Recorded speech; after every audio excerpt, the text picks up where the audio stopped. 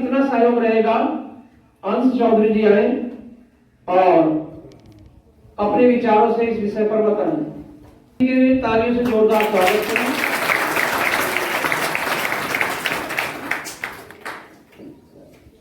ज्ञान की देवी मां शारदा के पवित्र प्रांगण में उपस्थित अतिथि बंधु, पूर्व प्रधानाचार्य जी एवं वर्तमान आचार्य जी, आचार्यगण, आचार्य दीदी एवं मेरे प्रिय भैया बहनों, जैसा कि आप सभी को विदित है कि प्राथमिक गुरुकुल शिविर की आज चौथी कक्षा अर्थात अंतिम कक्षा है।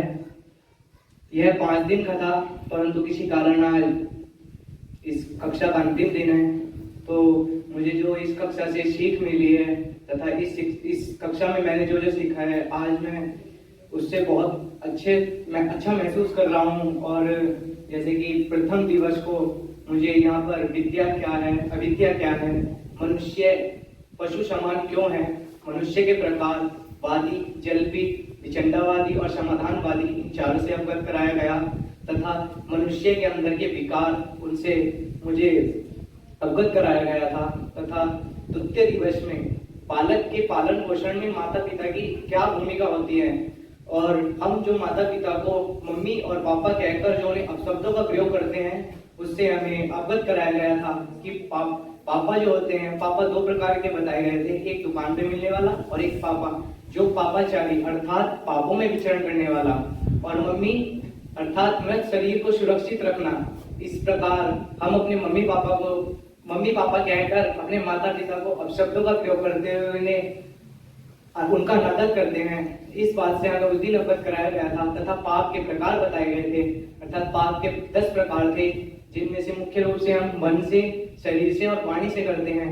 मन से जो पाप होते हैं वह होते हैं किसी के प्रति ईर्ष्या करना, उसकी चोरी करने की भावना अपने मन में लाना, और नास्तिकता अर्थात हमें नास्तिकता से बचकर आस्तिकता के प्रति चलना चाहिए। इस प्रकार में अवगत कराया गया था। तथा वाणी से जो हमसे पाप होते हैं वह यह थे कि किसी को चोरी के लिए प्रोत्साहित करना, व्यर्थ की बातें करना तथा किसी के प्रति कठोर शब्द कहना और चुगली करना।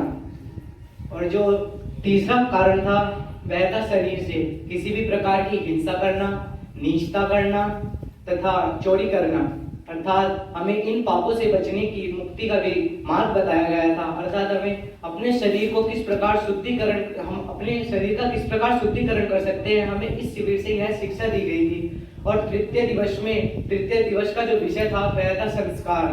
संस्कारों के प्रकारों से हमें अवगत कराया गया था। संस्कार 16 प्रकार के होते हैं। संस्कार का अर्थ है कि किसी के गुणों को बढ़ा देना, अर्थात उसकी और अच्छाइयों को बढ़ा देना, यह संस्कार था। और हमारे पूर्व प्रधानाचार्य जी द्वारा उस दिन द्वितीय दिवस में प्राणायाम बताए गए थे, जिसमें से भस्त्रिका, कपालभाति, अनुलोम विलोम, भ्रामरी और महाप्राण ध्वनि थे। जब मैं इस विद्यालय में नवम कक्षा में आया था तो सर्वप्रथम जब प्रधानाचार्य जी ने मुझे योग बताए थे तो मैंने तभी से प्रारंभ कर दिए थे और आज मुझे 4 साल हो गए हैं।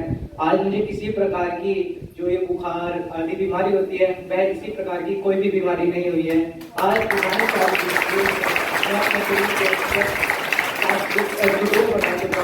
मैं अपने प्रधानाचार्य का आभार व्यक्त करता हूँ कि उन्होंने मुझे इतना अच्छा मार्ग बताया। और उस दिन जो प्रधानाचार्य जी ने जल की बातें बताई थी, उनमें से मैंने 3 बातों को अपने जीवन में धारण किया है। और भोजन से संबंधित भी प्रधानाचार्य जी ने हमें जो बातें बताई थी उनमें से मैं कई बातों का पालन करता हूँ। नहीं टीवी देखता हूँ, और जब से ये फोन की बीमारी के बारे में बताया गया, पहले मैं भी बहुत फोन देखता था, परंतु जब से प्रधानाचार्य जी ने कहा है कि फोन से इतनी दुर्गति होती है, इस कारण मैंने बहुत कमी से, मतलब जब आवश्यकता होती है तभी फोन चलाने की थोड़ी आवश्यकता रखी है। और अब मैं मानता हूँ कि मैं मुश्किल से आधे घंटा फोन चलाता हूँ।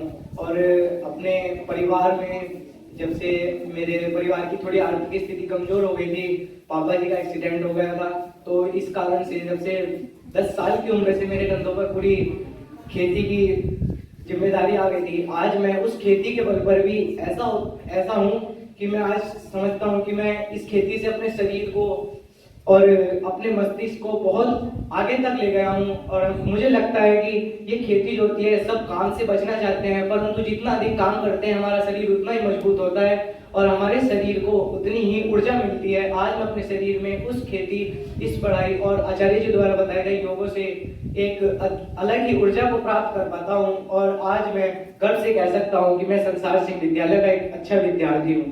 जय हिंद।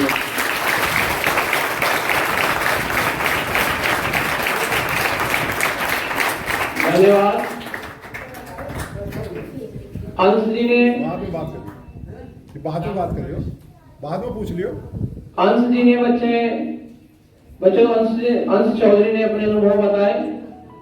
और देखो, जो ध्यान से सुनता है वही बातें बता पाता है।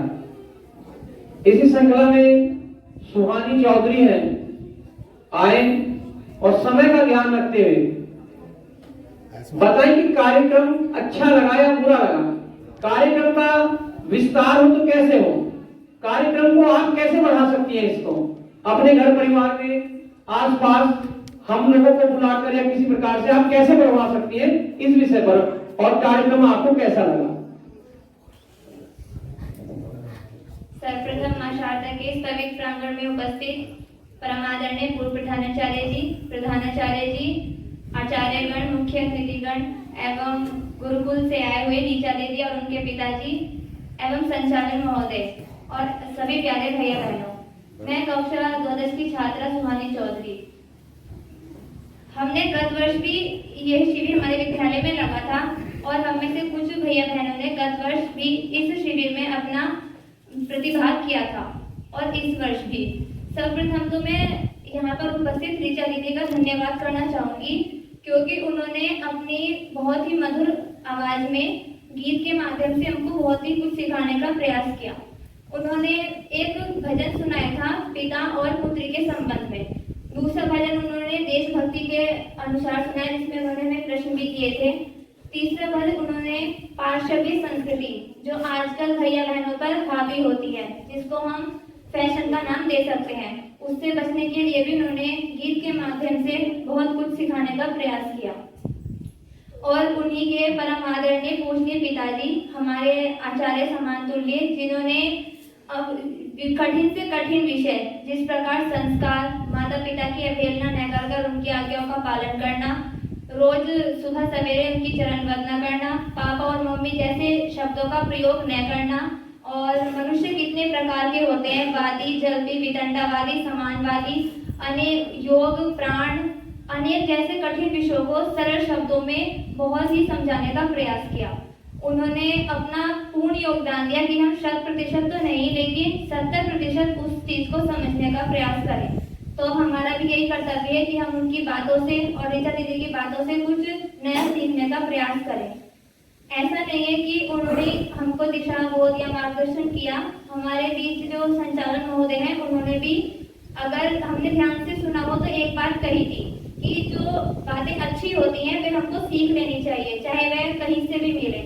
तो उनकी ये बात बहुत ही अच्छी लगी।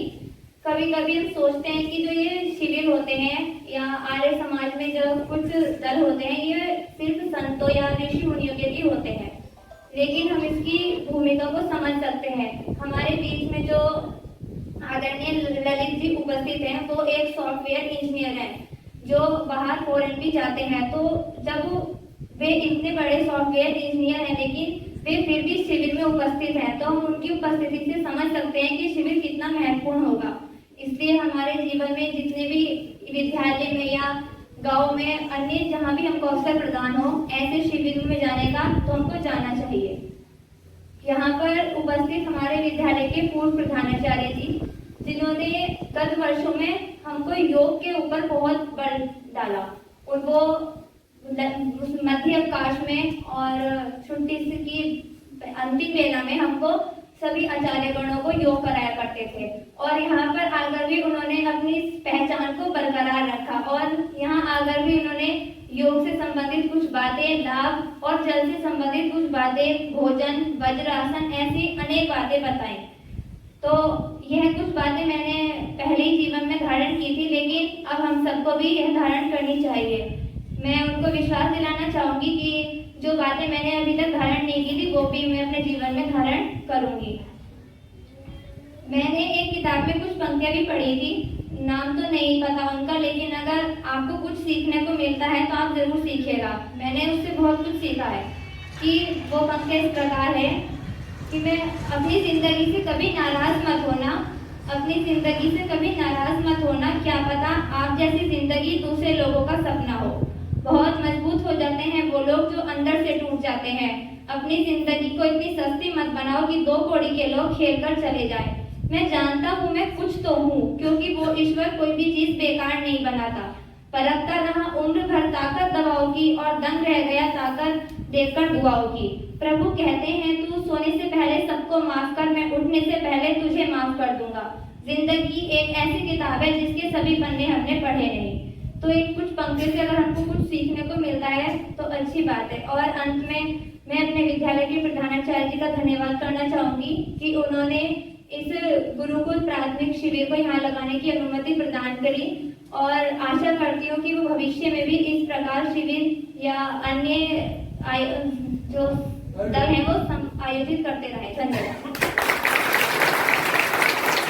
धन्यवाद सुभाष चौधरी जी का। आप सबने बड़े ही ढंग के साथ ये कार्यक्रम सुना। इसी श्रृंखला में अपना अनुभव साझा करने के लिए कीर्ति, जो कक्षा 10 की छात्रा हैं, हम सब के मध्य में उपस्थित हो रही है। जोरदार तालियों से उनका स्वागत।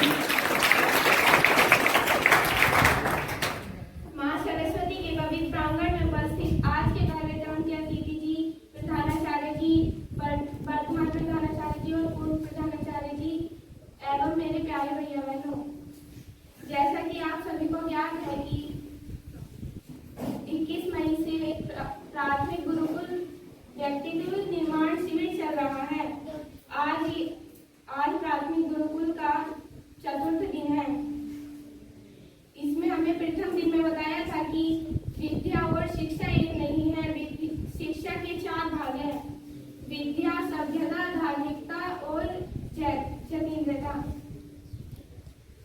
और हमें यह बताया है कि माता पिता का हमारे जीवन में क्या क्या योगदान है। बालक के सर्वांगीण विकास में माता पिता का ही महत्वपूर्ण योगदान होता है। और जो मम्मी और पापा कहते हैं, यह माता और पिता शुद्ध शब्द है। मम्मी और पापा, मम्मी का अर्थ है कि नर शरीर, और पापा का अर्थ है पापों में विचरण करने वाला। और हमें पाप और पुण्य के बारे में बताया था कि पाप 3 प्रकार से मनुष्य करता है: मन से, वाणी से और शरीर से।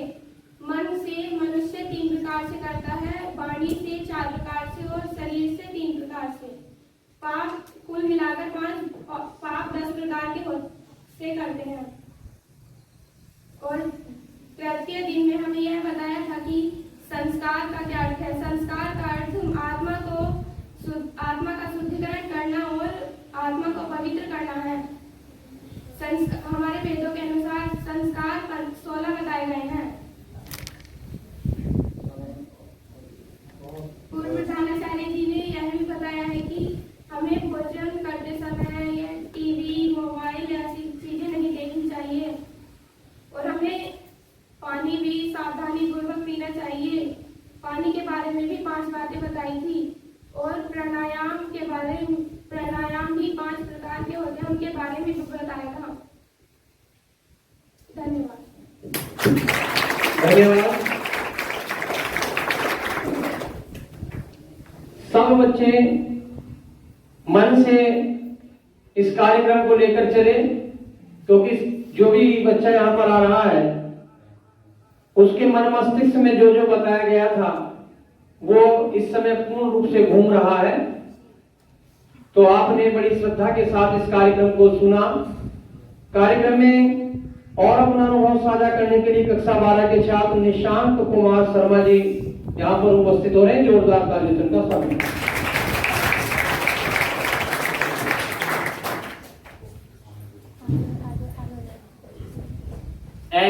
कुछ कहा मैंने पर शायद तूने सुना नहीं। तू छीन सकती है बचपन मेरा पर बचपना नहीं। हर इंसान बुरा नहीं होता, हर इंसान का दिल बुरा नहीं होता। बुझ जाते हैं दिए अक्सर तेल के कण से, हर बार कसूर हवा का नहीं होता। पूर्ण प्रधानाचार्य जी, वर्तमान प्रधानाचार्य जी, आचार्यगण, अतिथि बंधु एवं मेरे सभी प्यारे भैया बहनों, जैसा कि आपको ज्ञात है कि गत वर्षों की भांति इस वर्ष भी हमारे विद्यालय में गुरुकुल शिविर का आयोजन हुआ है। मुझे ध्यान आता है कि मैं पिछली बार नहीं आया था, तो मुझे इस बार आकर पता चला कि मुझे पिछली बार भी आना चाहिए था, क्योंकि इस बार जो हमारे आचार्य राजवीर जी हैं उन्होंने हमें बहुत महत्वपूर्ण बातें बताई। संस्कार मैं अपनी बात बताना चाहता हूँ। मेरी उम्र जो है 16 वर्ष की है, लेकिन मुझे अपने संस्कारों पर गर्व है कि मेरे माता पिता ने मुझे इतने अच्छे संस्कार दिए। जब भी मैं किसी का दिल दुखाता हूँ या किसी के साथ बुरा करता हूँ तो मुझे खुद ही अंदर उस फीलिंग आती है कि मैंने गलत किया है, तो मुझे माफी भी मांगनी चाहिए। लेकिन जब मेरी गलती नहीं होती ना, तो मुझे अंदर फीलिंग नहीं आती। मैं बहुत खुश रहता हूँ कि मेरे नसीब ऐसे माता पिता आए हैं कि जो मुझे हमेशा अच्छी बातें और अच्छे मार्ग पर चलना बताते हैं। पाप के बारे में भी शायद बताया गया था। पाप 10 प्रकार से होते हैं, लेकिन 3 प्रकार से माने गए थे। मन से पाप, जो इंसान मन से चोरी करना, नास्तिकता या ईर्ष्या की भावना मन में लाता है, वह पाप कहलाता है।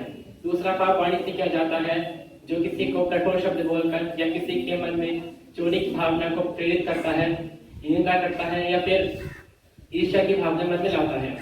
और तीसरा पाप जो बताया गया था वो शरीर से था, जिसमें शरीर से चोरी करना या फिर किसी चोरी करना या ईर्ष्या से या निंदा करना या फिर किसी व्यर्थ की बातें करना। इसके बाद बताया गया था संस्कार 16 प्रकार के होते हैं, जिनमें 3 प्रकार के होते हैं, वंशानुकरण, वातावरण और चरित्रवान। ये संस्कार हमारे जीवन में बहुत महत्वपूर्ण होते हैं। और संस्कार की बात लेकर कहता हूँ कि मेरे माता पिता ने मुझे इतने अच्छे संस्कार दिए हैं कि शायद मेरे संस्कारों पर मुझे नाज होता है। धन्यवाद। आप सब अपने अनुभव साझा कर रहे हैं, लेकिन मैंने बार बार आपको एक बात बताने का प्रयास कर रहा था कि मैं आपसे जानना चाहता हूं कि ये कार्यक्रम आपके अनुभव द्वारा आगे चलने चाहिए या नहीं चलने चाहिए। आप अपने अनुभव के द्वारा बताइए, और चलने चाहिए तो आपके माध्यम से आप अपने मोहल्ले में, आप अपने घर में किस प्रकार से उसका विस्तार कर सकती हैं, इस विषय पर आप थोड़ा सा बोलने का प्रयास करें। अंत में संध्या जी आएंगी, कक्षा 10 की छात्रा, और अपने विचारों से हम सबको अवगत कराएंगे। जोरदार तालियों से स्वागत।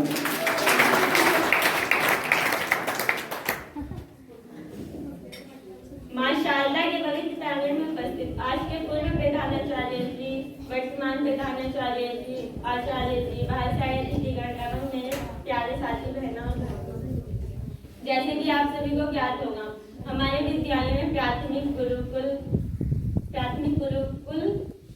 शिविर लगा हुआ है और आज इस शिविर का अंतिम और चतुर्थ दिन है तथा इस शिविर से हमें अनेक ऐसी बातें बताई गई हैं जो हमारे जीवन में अत्यंत लाभकारी और हमें आगे की ओर ले जाना है। तथा प्रथम दिन में हमें यह बताया गया था कि विद्या और अविद्या क्या है तथा मनुष्य पशु के समान क्यों है और मनुष्य कितने प्रकार का होता है। द्वितीय दिन हमें बताया गया कि माता पिता की हमारे जीवन में क्या महत्वपूर्णता है तथा माता पिता को मम्मी पापा क्यों नहीं कहना चाहिए। माता को मम्मी इसलिए नहीं कहना चाहिए क्योंकि मम्मी का अर्थ होता है मृत शरीर और पिता पापा का अर्थ होता है अनेक प्रकार के पाप करने वाला।